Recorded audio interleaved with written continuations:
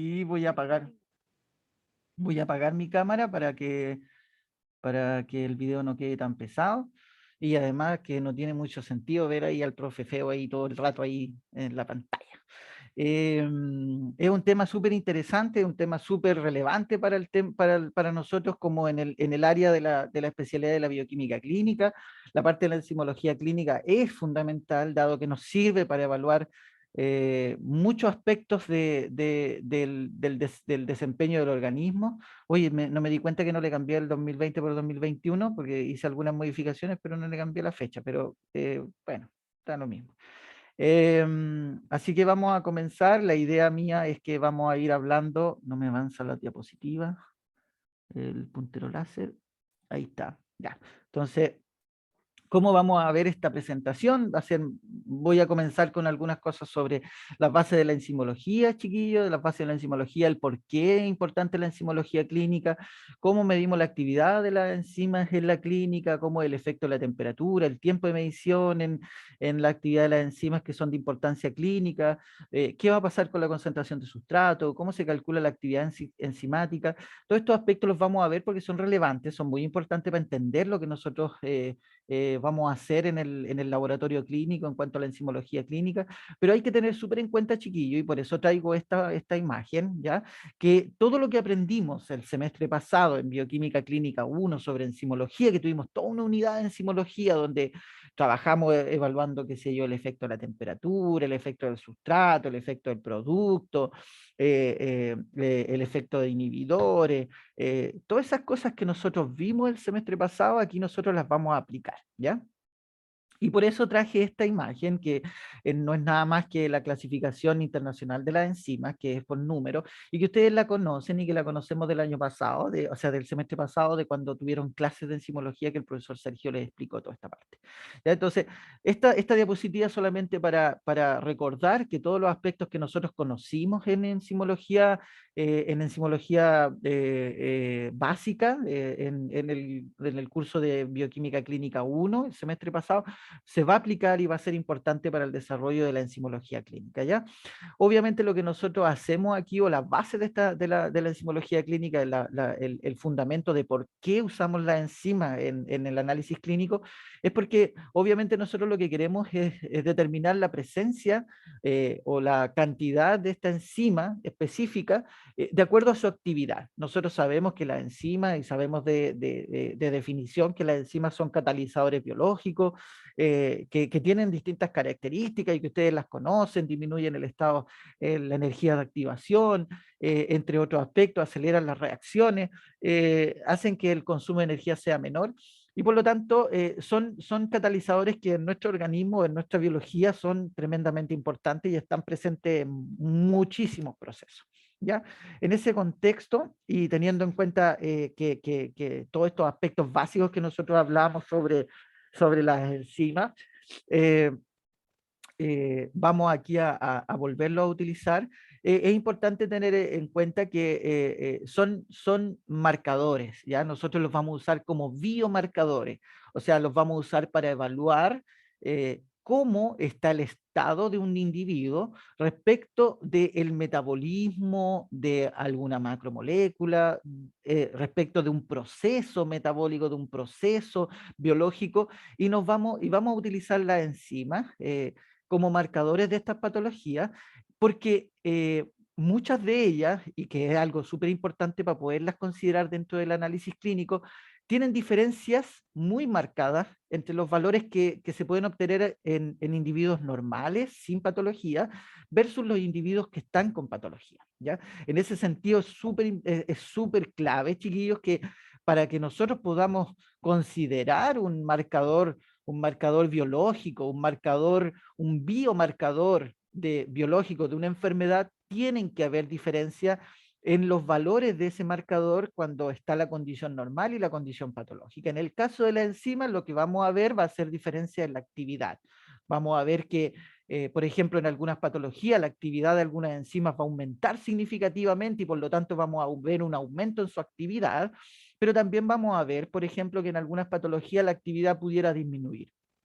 Y en eso voy a ir correlacionándome con algunos aspectos que ya hemos visto en el laboratorio, como por ejemplo las transaminasas. Nosotros vemos que en algunas enfermedades hepáticas las transaminasas aumentan y tienen claros valores diferentes entre la condición normal y la patológica. Y por otro lado, seguramente esta misma semana lo vimos y todos ustedes se acordarán de lo que vimos en el laboratorio, donde tenemos el ejemplo de la butirilcolinesterasa, donde es una enzima que nosotros usamos como espejo para evaluar la actividad de la colinesterasa verdadera, y que nos sirve para evaluar un poco, por ejemplo, entre otras cosas, la contaminación o la intoxicación por órganos fosforados, pesticidas que todavía se usan en Chile en gran cantidad, teniendo en cuenta que nosotros somos un país que basa parte de su desarrollo en la agroindustria. Eh, las enzimas deben ser lo suficientemente estables, chiquillos, para poderlas considerar como marcadores, como enzimas de importancia clínica y que permitan a través de ellas poder contribuir en el diagnóstico, en el análisis de una condición patológica de un paciente y por tanto contribuir al estado, o sea, al diagnóstico. Estas tienen que ser lo suficientemente estables como para ser medidas en el líquido donde se encuentren, ya sea sangre, en el plasma, en el suero, dependiendo del tipo de enzima, en la orina o por ejemplo aquí como aparece aquí el líquido cerebroespinal, pero deben ser estables para que nosotros podamos medir su actividad en el líquido biológico durante las siguientes horas desde tomada la muestra, ¿ya? O desde el evento. Y vamos a ver más adelante que existen muchas de ellas, ¿ya? La medición de la actividad enzimática en clínica obviamente se basa, como les decía desde hace unos minutos ya, en los mismos principios de la enzimología clínica, de la enzimología perdón, básica que vimos en bioquímica clínica 1, ¿ya? Obviamente aquí la concentración de sustrato es importante y en este caso nosotros siempre en todas las mediciones que se hagan de enzimología clínica, siempre la concentración de sustrato va a ser saturante. ¿Y esto para qué? Porque como ustedes saben, chiquillos, cuando tenemos concentración de sustrato saturante, ¿qué es lo que pasa con la velocidad? Ahí todo a coro me deberían responder alguien que se atreva a decir qué pasa con la velocidad de la reacción cuando estamos en concentración de sustrato saturante.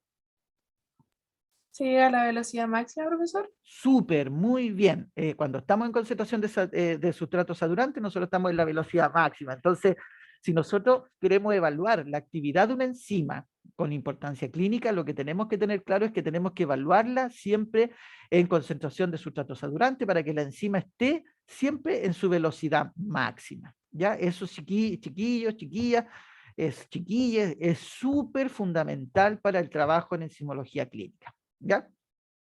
Entonces, como decíamos acá, concentraciones saturantes de sustrato, pero que son exógenos, o sea, nosotros le vamos a poner en el tubo de reacción, vamos a poner obviamente la muestra del paciente que va a contener la enzima, ¿ya? Y obviamente esa muestra probablemente algo de sustrato tendrá, pero nosotros le vamos a poner de forma exógena una gran cantidad de sustrato para que la enzima siempre esté en condiciones saturantes, ¿ya? O sea, vamos a tratar de poner de forma exógena la concentración necesaria para que la enzima trabaje a su máxima velocidad.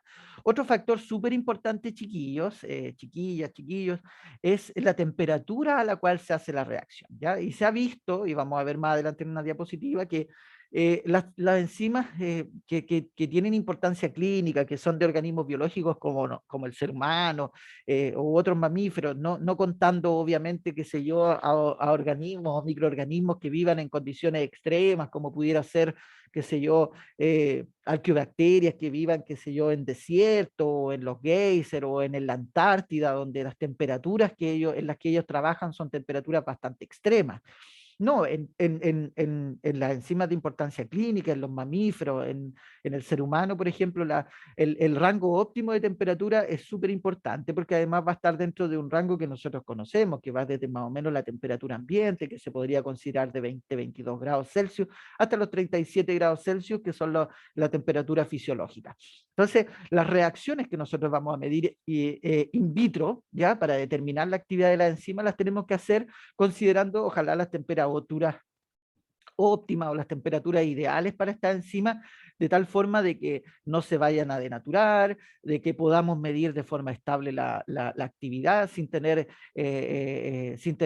cambio en su actividad debido al agotamiento por la temperatura. Entonces, vamos a ver un poquito más adelante que las temperaturas que más se usan son las de 30 grados Celsius, 25 grados Celsius, dependiendo del tipo de analito, y solamente las 37 grados Celsius se dejan para algunas enzimas que tienen concentraciones muy bajitas, ¿ya? Y ahí lo vamos a ver, vamos a tratar de recordar también el concepto de Q10, que yo espero que ustedes se acuerden del concepto de Q10, si no, mientras tanto vayan buscándolo, porque se los voy a preguntar en un par de diapositivas más. El pH obviamente también es súper importante, así como lo vimos en la enzimología clásica del semestre pasado, chiquillos, el pH es súper fundamental y vamos a tener enzimas que van a trabajar claramente o que nosotros podemos reconocer que trabajan a pH más bien básico, otras que trabajan a pH más bien ácido, pero nosotros acá en el laboratorio vamos a tratar de reproducir las condiciones ideales para que ellas funcionen y también teniendo en cuenta obviamente el fundamento y las características del test, ¿ya? Y también vamos a hablar un poquito de eso más adelante, aunque el tema del pH es bastante más restringido, dado que para que estas enzimas puedan trabajar en procesos biológicos en el organismo, tienen que estar a un pH fisiológico. Eh, cómo la temperatura y el tiempo de incubación va a estar influyendo en nuestro resultado, en cómo nosotros medimos, obviamente, la actividad de esta reacción y, por tanto, obtenemos los datos necesarios para poder caracterizar el estado de un paciente.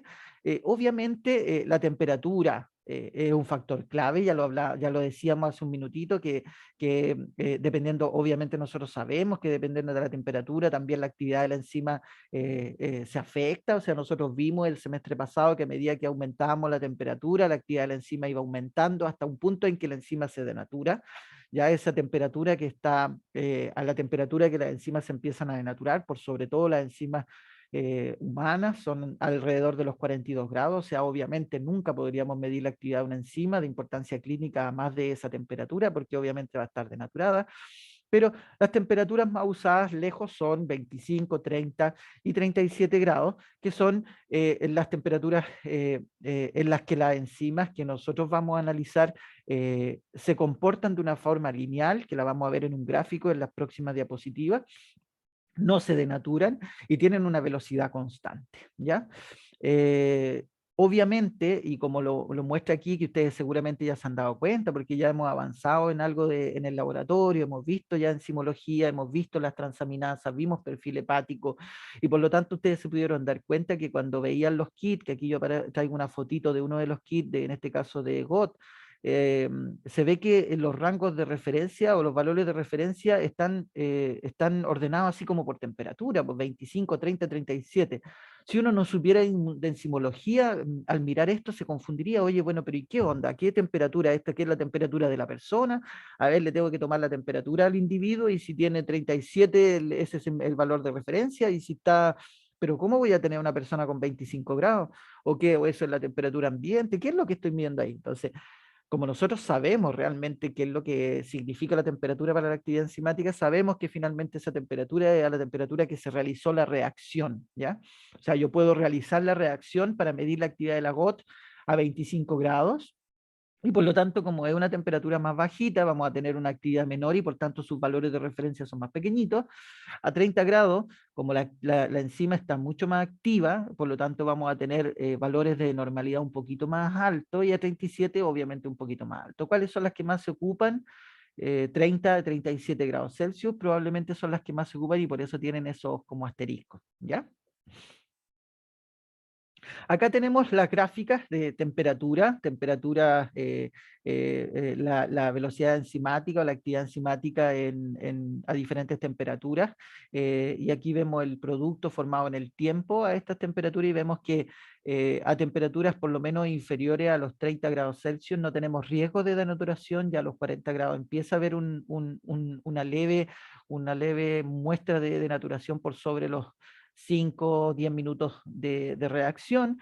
A temperaturas más altas como 60 grados, no, los primeros minutos la enzima está activa, pero ya a partir del segundo minuto la enzima muere y se mantiene el nivel de la cantidad de sustrato producida porque ya la enzima no puede seguir catalizando la reacción. Entonces tenemos que, obviamente, la temperatura es re importante. Y aquí tenemos el concepto de Q10, chiquillos. Y ahora yo les pregunto, ¿alguien se acuerda cuál era el concepto de Q10? ¿Qué significaba el concepto de Q10, chiquillos, chiquillas? Alguien que se atreva sin miedo. Si no lo dice bien, no importa, no importa. Profe, Dígame, Profesor, díganme. No, dale, yo como estoy dale. aquí veo una pura pantalla, entonces no sé quién me está hablando ni nada, pero nos vamos organizando. Partan nomás cualquiera de los dos chiquillos que levantaron la voz. Y ahí lo vamos complementando.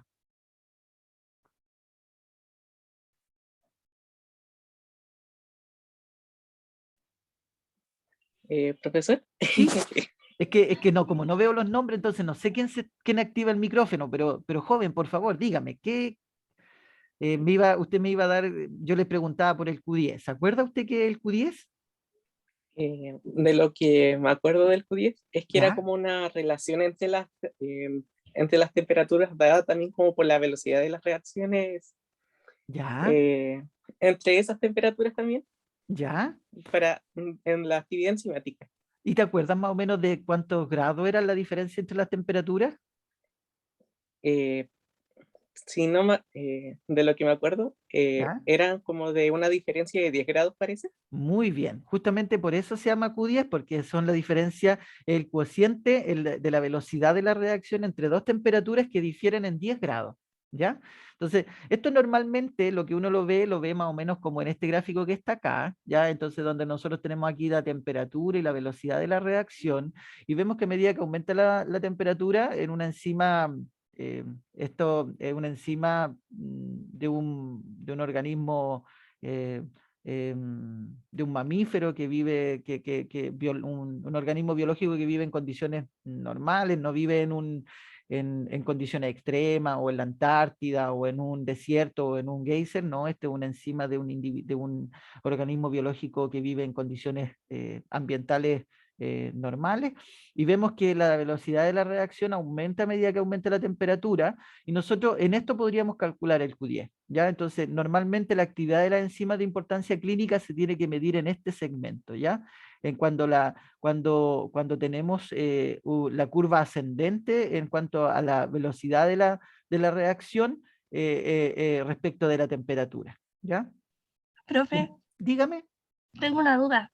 póngale nomás, Que po. de hecho me quedó desde el semestre pasado cuando a mí justamente me tocó hablar sobre este tema. Ah, miércoles, Me acuerdo que cuando calculé el Q10 lo hice ¿ya? entre 30 y 20 grados por ahí, ¿Ya? ¿20 y o parece que 30? fueron 37, 27 grados, ¿Ya? pero, pero me dijeron que no se tenía que hacer ahí porque como que no se veía bien la, como la actividad de la enzima. Entonces, y de hecho yo en toda la literatura que vi decía exactamente lo mismo que usted. Entonces me decían que a lo mejor podría haberlo visto un poco más como en los 40 grados, por ahí. Ya. Lo Entonces que como pasa es que quedé con esa duda.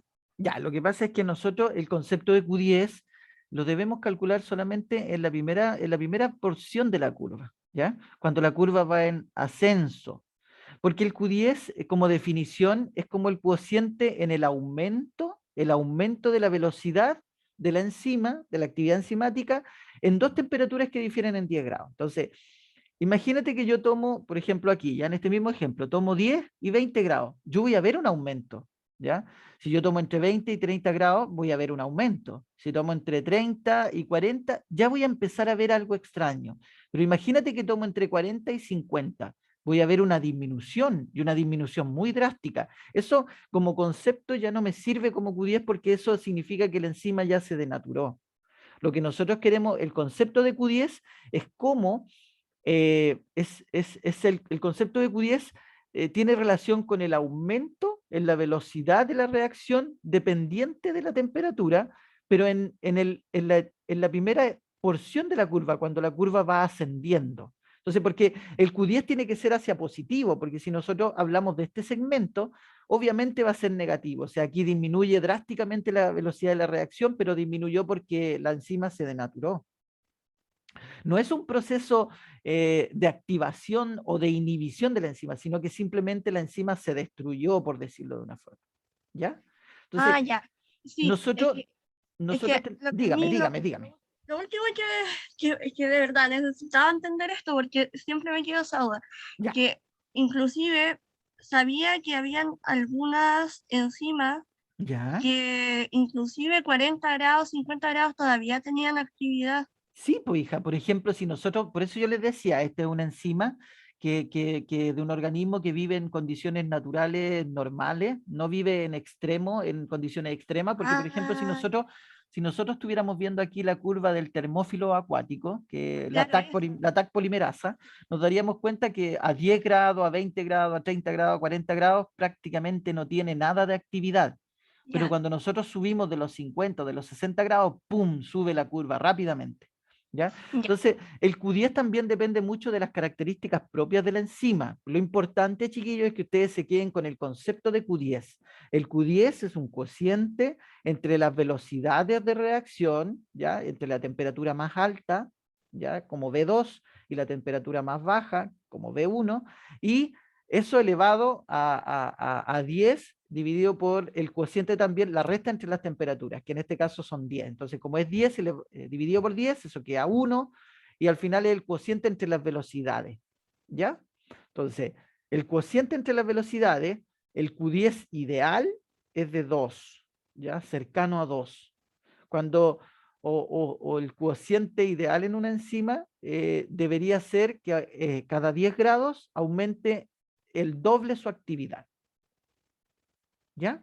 ya, profe, muchas gracias. Espero que ahora, como lo estuvimos revisando en el contexto de la enzimología clínica, que lo hace un poquito más cercano a lo que nosotros vamos a hacer todos los días, les quede un poquito más claro, pero lo importante de esto, chiquillos, es que obviamente la temperatura y el tiempo de incubación, así como lo veíamos en el semestre pasado en enzimología básica y donde trabajamos con la beta-galactosidasa y casi que nos hicimos amigos de la beta-galactosidasa con tanto verla. Entonces, ahora entender todo lo que pudimos aprender de ella, ahora aplicarlo a lo que vamos a hacer en clínica, ¿ya? Como dice acá, la mayoría de las enzimas de importancia clínica, el riesgo de naturación térmica es muy bajo por debajo de los 30 grados, por eso es que normalmente las temperaturas que se usan o una de las temperaturas que más se usa en el diagnóstico, en la evaluación de la actividad enzimática de importancia clínica es 30 grados. ¿Ya? La medición de 37, como les decía hace un ratito, se usa a veces para enzimas que tienen actividades muy bajitas, que dan números muy bajitos. De pronto hay enzimas, por ejemplo, como las mismas transaminasas, que son valores pequeñitos. Entonces, de pronto, en esos casos, y dependiendo del kit, a veces depende, o es mucho mejor medirlo a temperaturas de 37 grados. Pero hay otras enzimas, qué sé yo, que no lo necesitan porque tienen un nivel de actividad bastante alto en el plasma, entonces por lo tanto no necesitamos medir o activarlas tanto para poder ver la diferencia entre un individuo normal y uno patológico, pudiera ser por ejemplo la LDH.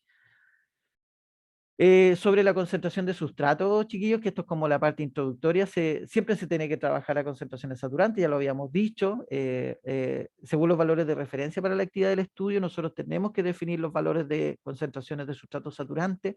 La ventaja que tenemos, chiquillos, aquí en este concepto, porque no sería tal vez, de repente sería un poco difícil poder calcular todas las concentraciones de sustratos saturantes, pero lo entretenido de acá es que en el caso de la enzimología clínica, todo lo que tiene que ver con la concentración de sustrato saturante viene ya en los kits. Normalmente son los kits los que vienen ya en los reactivos con todos los sustratos, todas las concentraciones que necesitamos para poder evaluar la actividad, ¿ya?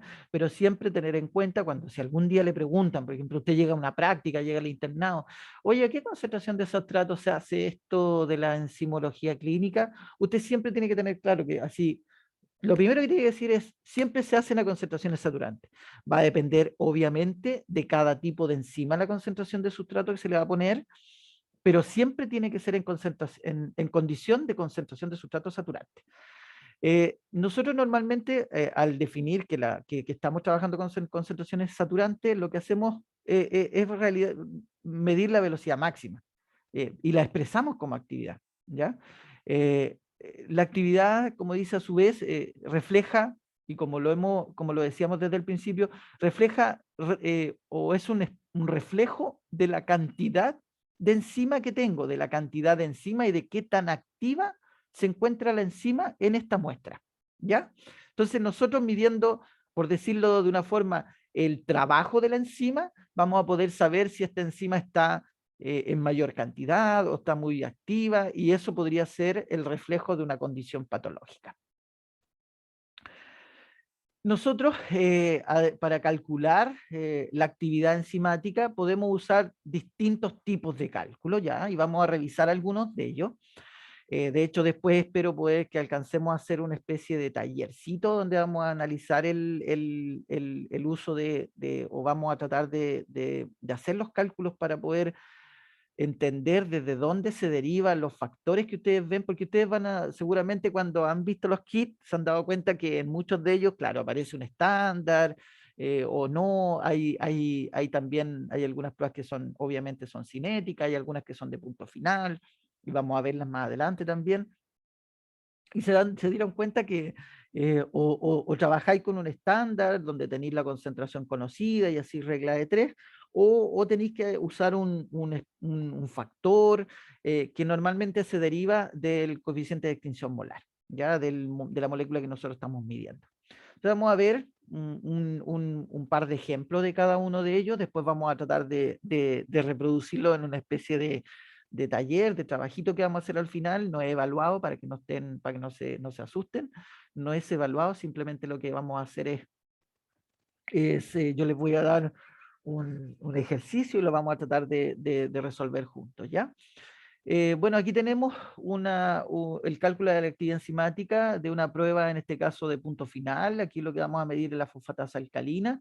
La reacción que se utiliza para evaluar la actividad de la fosfatasa alcalina es cómo esta cataliza la reacción desde el paranitrofenol fosfato a paranitrofenol más el grupo fosfato, donde el paranitrofenol tiene un color que es medido espectrofotométricamente a una longitud de onda de 405 nanómetros. El estándar que nosotros tenemos es paranitrofenol, 9 por 10 elevado a menos 3 milimolar, final en la cubeta. ¿Ya? Esa es la concentración final del estándar en la cubeta. El tiempo de reacción son 30 minutos, la temperatura que utilizamos fue 25 grados Celsius, la absorbancia neta del estándar es de 0,169, la absorbancia neta de la muestra es de 0,08, el volumen de muestra fueron 5 microlitros, el volumen total de la cubeta son 555 microlitros, ¿ya? ¿Cómo lo hacemos para calcular la actividad de esta enzima? Es relativamente sencillo, yo creo que son reglas de tres nomás, y que ustedes probablemente no van a tener mayor dificultad para entenderlas. Lo que hacemos obviamente es relacionar la absorbancia que obtuvo el estándar con su concentración, ya tenemos 0,169 que fueron producidos por el estándar, que está a 9 por 10 elevado a menos 3 milimolar en el tubo, en la cubeta, ¿ya?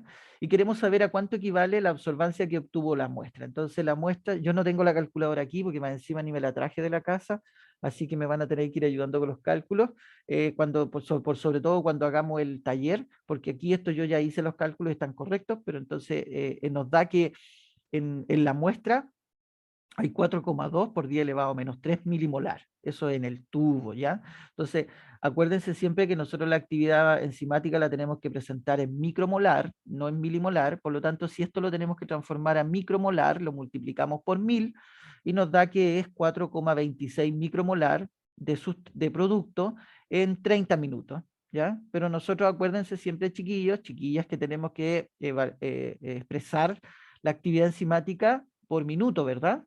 ¿Ya? Entonces, vamos a considerar en un minuto. Entonces, si se producen 4,26 micromoles en 30, en un minuto se producen 0,142 micromoles por minuto, ¿ya? Entonces, pero esto obviamente es producido por un litro en un litro. Acuérdense que estamos en concentración micromolar. Entonces, estos son los micromoles que se producen, son los micromoles por minuto que se producen en un litro de solución.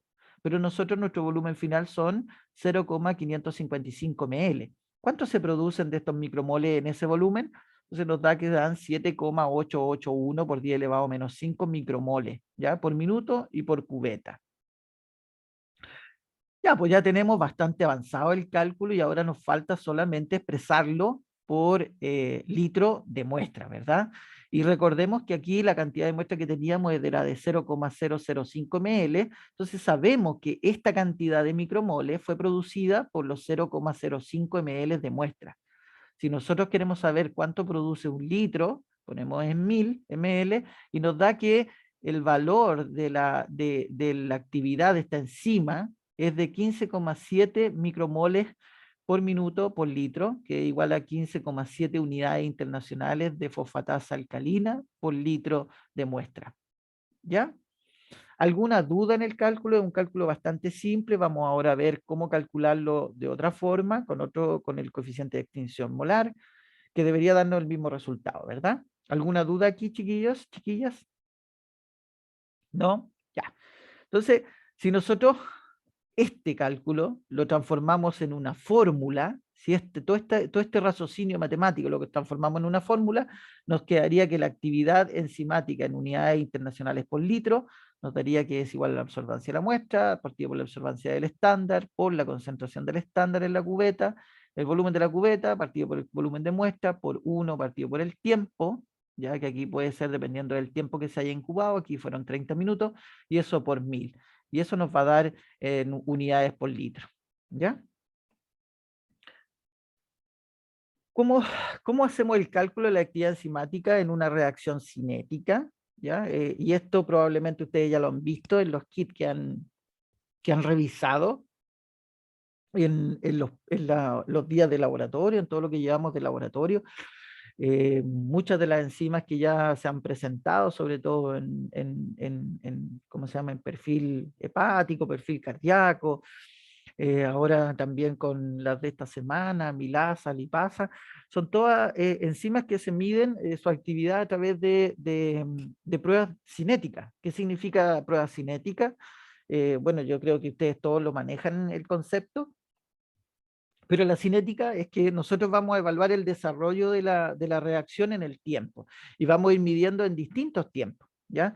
En este caso aquí se muestra un ejemplo de cómo se hace la medición, donde nosotros vamos a basar este cálculo de determinación de la cantidad de producto en el tiempo en diferentes tiempos, ¿ya? Eh, Nosotros debemos tener a lo menos, chiquillos, y este es un súper importante factor, esto sí que es muy importante. Nosotros tenemos que tener para calcular estos delta de absorbancia, tiempo, ya que son lo que nosotros vamos a utilizar para obtener el valor de la Vmax promedio, que finalmente es lo que nosotros evaluamos como actividad, debemos tener a lo menos 4 mediciones, ¿ya? O sea, la medición primera, que normalmente se hace al minuto, a los 2 minutos, a los 3 minutos y a los 4 minutos, o dependiendo del kit, a los tiempos que les explique, pero tienen que haber a lo menos 4 mediciones, de tal forma que nosotros podamos calcular a lo menos 3 deltas de absorbancia, entre el minuto 1 y el minuto 2, entre el minuto 2 y el minuto 3, entre el minuto 3 y el minuto 4. Dependiendo del tipo de reacción y del analito que estemos estudiando, puede que estos tiempos sean diferentes. Puede que te pida medir cada 30 segundos, que te pida medir cada más tiempo, o que te pida medir más veces, ¿ya? Pero eso depende de las características propias de cada kit. Lo básico y lo mínimo es tener 4 mediciones con el objetivo de obtener a lo menos 3 deltas de absorbancia, para que con esos 3 deltas de absorbancia podamos obtener el promedio de los deltas de absorbancia, ¿ya? Una cosa importante, chiquillos, cuando nosotros tenemos estos deltas de absorbancia, nosotros tenemos que medir el coeficiente de variación, ¿ya? El coeficiente de variación que hay entre el delta de absorbancia 1, el delta de absorbancia 2 y el delta de absorbancia 3, porque si este coeficiente de variación es mayor al 10%, no podemos medir la actividad enzimática, ¿ya? Si este coeficiente de variación, por ejemplo, le diera 15, esa determinación usted no la puede informar, no la puede calcular, tiene que repetirla, ¿ya? Probablemente hubo algún error en los tiempos o en el cómo he hecho andar la reacción, Bueno, algo falló que hizo que el coeficiente de variación fuera mayor a 10% y por lo tanto yo esa no la puedo medir. Solamente puedo informar y medir cuando el coeficiente de variación entre mis deltas de absorbancia es menor al 10%. ¿Alguna duda, chiquillos? Ahí esto es súper importante para que se les quede súper grabadito. Es una de las cosas que hay que llevarse a la casa hoy día de esta clase. ¿Ya? ¿Alguna duda, chiquillos, hasta aquí? No, profe. Ya, bacán. Profe, ¿cómo se calcula ese coeficiente de variación? El coeficiente de variación, mira, yo soy malo para estas cosas de la calculadora, ¿ya? Pero se puede calcular en la calculadora. Y lo que se hace es que se pone el promedio dividido por la desviación estándar y eso por 100. Y eso te da el coeficiente de variación, ¿ya? Esa es la fórmula más simple para evaluar el coeficiente de variación y eso, ¿ya? Ese promedio de la absorbancia, ¿cierto? El promedio de las deltas de absorbancia. Por ejemplo, supongamos que tuvieras, no sé, voy a ver, en el taller que vamos a hacer, vamos a ver un ejemplo, pero supongamos que tuvieras, no sé, pues 0,03, 0,02, 0,025. Entonces, tú sacas el promedio, calculas la desviación estándar y con esos valores tú los pones aquí en esta fórmula, ¿ya? Si el promedio dividido por la desviación estándar y eso por 100 te da mayor al 10%, eso significa que algo falló y por lo tanto yo no puedo calcular y tengo que repetir esa muestra. ¿Ya? Ya, profe, sí. ¿Ahora entiendo. sí? Sí. Ya, bacán, bacán, bacán. ¿Alguna duda, chiquillas, chiquillos, chiquilles? Yo tengo una duda, profe. Póngale nomás. Es que, ¿por qué dice delta de la absorbancia? Eso significa que hay una resta de absorbancias, pero absorbancia ¿qué con qué? Sí, pues mire el puntero láser. Entonces, por ejemplo, ya, yo he hecho andar la reacción aquí y mido el basal, mido el tiempo ¿Ya? 1, ¿ya? Y me da un valor de absorbancia. Después yo mido 1 minuto, la absorbancia va a ser mayor, ¿verdad? Después mido al otro minuto y la absorbancia va a ser mayor. Y después mido al otro Ya, minuto y la absorbancia va a ser mayor. Entonces después ya empiezo, entendí. la absorbancia Ya. 4 menos la 3 me va a dar un delta, que puede ser, qué sé yo, 0,02. Ya. Después resto la absorbancia 3, le resto la absorbancia 2 y me va a dar otro delta. Y después a la absorbancia 2 le resto la 1 y me va a dar el otro delta. Y después esos son los deltas de absorbancia que yo voy a promediar. ¿Ya? Mm. Ya, profe, sí, ahora me quedó súper claro. Muchas gracias. Ya, bacán, bacán, bacán. Vamos un poquito lento, así que me voy a ir a tratar de apurar un poquito, pero cualquier duda ustedes me detienen nomás, chiquillos. Actividad, entonces nosotros vamos a ver que en muchos de los kits que nosotros vamos a trabajar y que ustedes han visto, les aparece como que para que ustedes calculen la actividad tienen que tener el delta de absorbancia promedio minuto y eso lo tienen que multiplicar por un factor, ¿verdad? Pucha, ahí aparecen números, por ejemplo, a ver si aquí en la siguiente diapositiva lo tengo. El cálculo de actividad enzimática. Entonces, eh, muchas de las veces que nosotros hacemos la determinación de los deltas de absorbancia, nos dice en la fórmula, como aparece aquí, que usted para calcular la GOT, las unidades internacionales, tiene que tener su delta de absorbancia minuto y eso multiplicarlo por el factor. ¿Y cuál va a ser el factor? En lo que ellos, el inserto, lo pone. Y en este caso, por ejemplo, para la AST, la GOT, aparece que dependiendo de la temperatura que nosotros usemos, vamos a tener distintos factores. Si nosotros medimos a 340 nanómetros la absorbancia y lo hacemos la reacción a 30 o 37 grados Celsius, nuestro factor va a ser de 1740. Pero si lo medimos a 25 grados Celsius, el factor va a ser de 791 nomás, ¿ya? Entonces, es muy importante, chiquillos y chiquillas, que ustedes cuando revisen sus kits, cuando ustedes revisen los insertos de los kits que ustedes van a usar, se fijen muy bien cuál es el factor que yo debo utilizar, dependiendo de la longitud de onda, en el caso de la GOT y de la temperatura, ¿ya? En otros casos va a aparecer solamente un factor y les va a decir solo existe este factor y tiene que multiplicar por este factor. Y esas son aquellas reacciones donde la posibilidad de medir a más de una temperatura no existe o que solamente se puede medir ese producto a una longitud de onda, ¿ya? Que es el PIC. Obviamente entonces sabemos que viene dado por el fabricante, como lo muestra aquí, pero es importante tener en cuenta que el valor del factor depende mucho de la concentración, obviamente, del estándar, de la longitud de onda a la que nosotros midamos, como vemos acá, y obviamente de la temperatura, ¿ya? Y como vemos aquí, puede variar mucho dependiendo obviamente, de cada uno de estos factores. ¿Cómo calculo ahora la actividad de la enzima si no tengo un estándar y me dan solamente el factor? ¿O cómo lo puedo hacer si no tengo el estándar y solamente tengo, por ejemplo, el coeficiente de extinción molar? Entonces, vamos a ver el mismo ejemplo que vimos antes con la fosfatasa alcalina, donde teníamos el estándar, ¿ya? Ahora en vez de estándar tenemos el coeficiente de extinción molar a los 400 nanómetros del paranitrofenol. Ya el coeficiente de extinción molar del paranitrofenol a 400 nanómetros y a la temperatura que se hizo esta reacción de 25 grados Celsius es de 18.810 molar a la menos 1, centímetro a la menos 1. Y aquí voy a aprovechar de hacer una pregunta de bioquímica clínica 1. ¿Ya? Y puede ser una pregunta que para mí igual es bien importante, que ustedes lo tengan claro, pero que también es bastante probable que algo se les haya olvidado. Entonces, pregunto, este valor que aparece aquí, este 18.810, ¿qué es? ¿Qué es un valor de qué?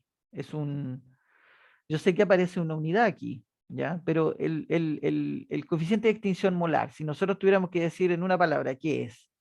¿Qué es? ¿Es una concentración? ¿Es un... Chiquillos, me están golpeando la puerta. Denme un segundito mientras piensan, ¿ya?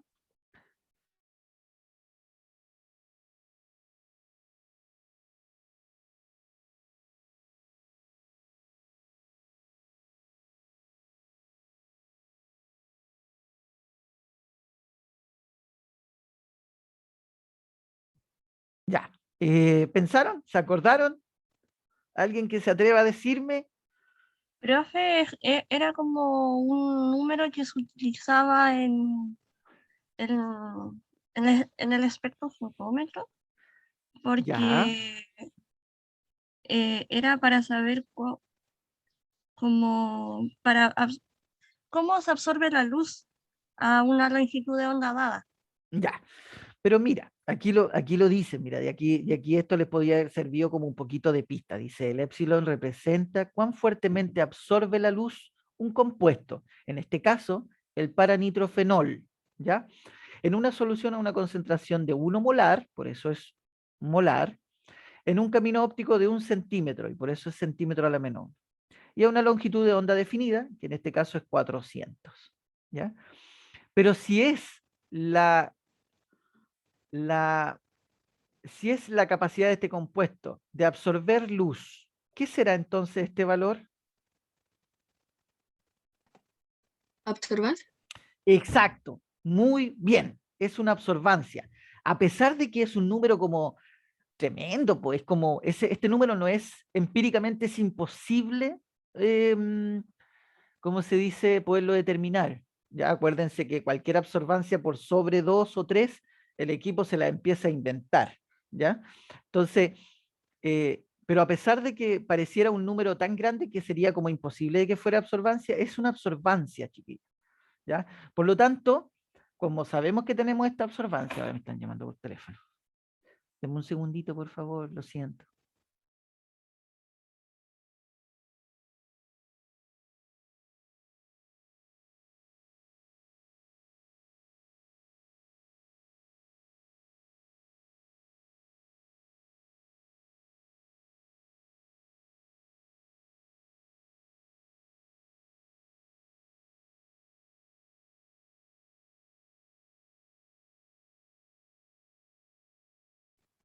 Ya le dije que lo llamaba de vuelta, ¿ya? Después.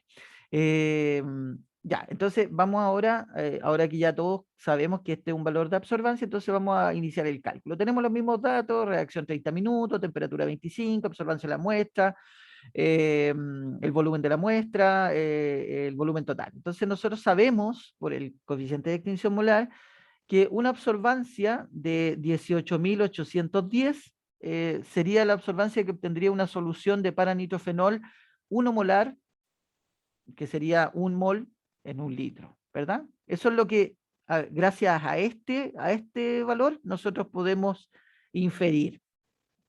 Y sabemos que nuestra muestra tenía 0,080. Entonces, ¿a cuántos moles por litro equivaldrá esto?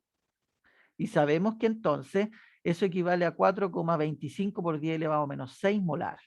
¿Ya? Pero sabemos que estos fueron producidos en ¿cómo se llama? En 30 minutos, y además sabemos que tenemos que expresarlo como micromolar. Si lo queremos transformar de molar a micromolar, lo tenemos que multiplicar por 2 veces por 1000, ¿verdad? Primero para transformarlo de molar a milimolar, y después de milimolar a micromolar, sería por 1000 y por 1000, o sea, lo tenemos que multiplicar, o lo que vamos a hacer es finalmente que queda como 4,25 micromolar, ¿verdad? 4,25 micromolar en 30 minutos. En un minuto, ¿cuánto tenemos? Tenemos 0,142 micromoles, micromolar minuto, ¿ya? Pero sabemos que micromolar son en un litro. Entonces, nosotros no tenemos un litro de reacción, ya tenemos 0,555 ml de reacción. Entonces, sabemos que hay 0,142 micromoles por minuto en un litro. En el volumen total de muestra, en el volumen total de la reacción, que son 0,555, nos va a dar que tenemos 7,881 por 10 elevado a menos 5 micromoles por minuto por cubeta, ¿ya? Pero esos fueron producidos solamente por el volumen de muestra, que son 5 microlitros y que son 0,005 ml de muestra. En un litro de muestra, ¿cuánto nos daría? Nos daría 15,7 micromoles por minuto por litro, que finalmente son 15,7 unidades por litro, que es lo mismo que nos dio cuando calculamos con el estándar. ¿Ya? Esto, chiquillos, es súper importante porque ustedes van a encontrarse en los kits muchas veces que van a tener un factor, y algunas veces ustedes van a decir, puchi, ¿de dónde viene este factor? Pues viene justamente de esto, del coeficiente de extinción molar, ¿ya? Y vamos a ver en el ejemplo que les traigo después para el taller, que vamos a como a desmembrar ese factor, y vamos a poder llegar a definir por qué existe ese factor y de dónde sale ese número, ¿ya? Así que avancemos. ¿Alguna duda hasta ahora, chiquillos, chiquillas, chiquillas? ¿No? No, profe. Ya, No, avanzamos. profe. Avanzamos entonces. Si yo transformara este cálculo matemático en una fórmula, me quedaría como esto. La actividad enzimática sería igual a la absorbancia de la muestra, dividida por el coeficiente de extinción molar, por D, y eso por el volumen de la cubeta, partido por el volumen de muestra, por 1, partido por el tiempo, y eso por 1000, eso nos va a dar unidades internacionales, ¿ya? Donde D el camino óptico, que normalmente por defecto es 1 centímetro. Así que esto sería 1, y que lo que daría sería finalmente que esto quedaría como la absorbancia de la muestra dividida por el coeficiente de extinción molar. Este es un dato, chiquillos, para que lo tengan. Acuérdense siempre, el coeficiente de extinción molar del NAD a 340 nanómetros y a una temperatura de 37 grados Celsius es de 6.300 molar a la menos 1, centímetros a la menos 1. Es un dato que van a necesitar mucho para evaluar para que después podamos hacer el taller que vamos a hacer después también. Y para que lo tengan en cuenta para todos los kits que usan el NAD como molécula final que se mide. Aquí ahora vamos a hacer un cambio un poquito de switch, ya vamos a salir de lo que era la cuantificación o las bases de la enzimología clínica, y vamos a ir un poquito más hacia conocer algunos aspectos específicos de cada una de las enzimas y algunos aspectos específicos respecto de cómo medir la actividad enzimática y de qué significa esto, ¿ya? Entonces, yo puse esta diapositiva porque años anteriores me pasó mucho que los chiquillos no tenían muy claro qué era la sensibilidad o la especificidad, ¿ya? Y creo que un tema, son conceptos muy importantes tenerlos en cuenta, sobre todo cuando hablamos de análisis clínico, cuando hablamos sobre pruebas que van a ser usadas para el diagnóstico clínico o para evaluar el estado clínico de un paciente, ¿ya? Entonces, en ese sentido, a mí me interesa mucho que ustedes conozcan estos conceptos, que los manejen, los entiendan y que los puedan aplicar. Y bueno, aquí vienen, por decirlo de una forma, definiciones muy simples de qué significa cada uno de estas, sensibilidad y especificidad. Y este cuadrito que yo, pucha, siempre lo pongo porque creo que es entrega súper harta información y que viene a definir finalmente qué es lo que es la especificidad y la sensibilidad. Gracias a este cuadrito, nosotros podemos definir estos conceptos. Tenemos a un paciente, tenemos su resultado, tenemos pacientes sanos y tenemos pacientes enfermos y tenemos resultados positivos o negativos, ¿ya? ¿Qué pasa cuando nosotros tenemos un paciente sano, pero le decimos que su resultado es positivo? O sea, le decimos, el resultado de su examen es que está enfermo, pero él realmente está sano. Eso se llaman falsos positivos, porque falsamente nosotros le dijimos que era positivo, ¿ya? Por otro lado, tenemos el enfermo, que nosotros le dijimos que está enfermo y que nuestro examen fue capaz de identificar a ese enfermo, y eso serían los verdaderos positivos, ¿ya? Pero también tenemos la posibilidad de que este individuo que esté sano, nuestro resultado salga negativo y por lo tanto sean los verdaderos negativos, sea realmente está sano y nuestro examen fue capaz de identificar que era sano, pero podemos también encontrar, y que son los más graves, aquel individuo enfermo, pero que el resultado de nuestro resultado le dice que está sano, que es negativo, y por lo tanto se llaman falsos negativos. ¿Cómo se define la sensibilidad y la especificidad? Bueno, la sensibilidad es la capacidad para detectar correctamente la enfermedad entre los enfermos. O sea, la enfermedad entre los enfermos. O sea, es esto, ¿verdad?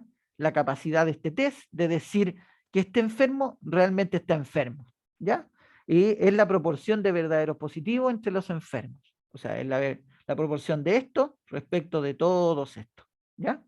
Y la especificidad es la capacidad para identificar a los sanos entre los sanos. O sea, es la proporción de los verdaderos negativos entre los sanos. O sea, son estos dividido por el total de sanos. ¿Ya? Así se evalúa y así se calcula y se obtienen los valores de sensibilidad y especificidad de los kits diagnósticos. ¿Ya? Seguramente ustedes han escuchado o han leído por ahí, qué sé yo, de la sensibilidad o de la especificidad que tiene, por ejemplo, la GOT o la GPT para diagnóstico de enfermedad hepática. ¿Ya? Así es como se evalúa la sensibilidad y la especificidad de un test. ¿Algunas dudas, chiquillos, en esto? Para mí es súper importante. Todos entienden, tienen claro los conceptos de sensibilidad y especificidad diagnóstica clínica. El cuadro está bien esquemático, profe. Está súper facilito de entender, por eso lo pongo siempre, po. Así que yo creo que, bueno, si alguno tiene una duda, fácilmente puede acudir a este esquemita, a este cuadrito, y se le va a resolver esa duda que pueda tener. Vamos a seguir avanzando entonces. Y aquí yo les decía, esa diapositiva anterior fue como un paréntesis que a mí me interesaba que ustedes tuvieran claro, pero vamos a seguir avanzando. Chiquillos, cuando estén muy cansados me avisan, yo soy medio volado en ese aspecto, de repente me agarra la emoción haciendo clase y no descanso, pero si están cansados me dicen, recuerden que no veo el chat porque como estoy en una sola pantalla no veo el chat, así que si están muy cansados, alguien me activa el micrófono y me dice, profe, denos un recreíto y podemos darlo, ¿ya? Yo voy a seguir avanzando hasta que ustedes me digan algo. Características de las enzimas que son utilizadas como marcadores en clínica, ¿ya? Y esta es un texto, pucha, parece aburrido tener que leerlos, pero como son características, son aspectos que tenemos que tener muy claros, ¿ya? Las enzimas que nosotros nos van a servir para hacer diagnóstico tienen que tener una ubicación o una localización determinada y específica, ¿ya? Por ejemplo, muchas de nuestras enzimas que nosotros vamos a evaluar en clínica son enzimas que están intracelulares, por ejemplo, no sé, la CK, la LDH, enzimas que ya hemos visto, por eso la uso de ejemplo, ya las mismas transaminasas están normalmente dentro de la célula y su concentración en el plasma es bajita, por lo tanto, lo que nosotros vamos a buscar es que esa concentración bajita que está en el plasma en determinadas condiciones patológicas pudiera aumentar, ¿ya? ¿Qué es lo que nosotros, o cuáles son, o cuál es la relación que existe en la mayoría de estas enzimas de importancia clínica? Es normalmente que se encuentran en relación de una vez a 1000 veces de concentración en el tejido. O sea, está 1000 veces más baja la concentración en el plasma, que es la concentración que nosotros podemos encontrar dentro de los tejidos, ¿ya? La presencia de niveles elevados de la enzima en el suero podría implicar que ha habido lesión, ya sea muerte celular, como por ejemplo en el caso de la LDH, la CK, donde nosotros las medimos posterior a un evento isquémico, donde ha habido destrucción celular, necrosis, y todo el contenido de las células se libera a la circulación sanguínea y nosotros las vamos a encontrar, ¿verdad? ¿Qué pasa con la cantidad de la enzima medible? Va a depender obviamente de la liberación al medio. Tienen que ser estables y tiene que haber una velocidad de eliminación que sea, o que nos permita, más que tenga una velocidad determinada, es que la velocidad de remoción, de depuración, de clearance de esta enzima en el plasma nos permita poderla encontrar. O sea, por ejemplo, todos vimos, por ejemplo, el ejemplo de las enzimas cardíacas, donde veíamos que habían algunos de estos marcadores que aumentaban rápidamente, pero que también rápidamente eran depurados, ¿se acuerdan? Pero habían, por ejemplo, otros enzimas que salían más lentamente a la circulación y que también se demoraban mucho más también en ser removidas, ¿ya? Lo importante, chiquillos, es que las enzimas de importancia clínica tienen que estar un tiempo ahí de tal forma de que nos permitan, nos den el tiempo para poderlas determinar y poderlas hacer un seguimiento, ¿ya? Es importante, chiquillos, también que las enzimas que nosotros evaluemos, ojalá sean específicas, ojalá de algún tejido, ¿ya? Y eso igual es difícil, pero tenemos la ventaja que en algunos casos donde hay enzimas que están en más de un tejido y que son bastante ubicuas, podemos tener o tenemos la ventaja de poder utilizar las isoenzimas, ¿ya? Variantes que hayan, que si bien es cierto, tienen la misma función, de pronto están restringidas a trabajar en un lugar específico. Y en eso, por ejemplo, vuelvo a poner el ejemplo de la CK, donde vimos que la CK-BB está en el cerebro, vimos que la CK-MB y la CK-MM están en el músculo, uno más en el músculo cardíaco, otro más en el músculo esquelético. Y a través del análisis de estas isoenzimas podemos determinar finalmente o podemos evaluar específicamente la función de ella en un tejido específico. ¿Ya? Profesor, ¿Sí? disculpe que lo interrumpa. Dígame nomás. No sé si nos podría dar un break. Así es que mi compañero. Recreo. Por Ya. favor. Sí, ni un problema. Voy a dejar de grabar. Sí. A ver, ¿dónde estoy?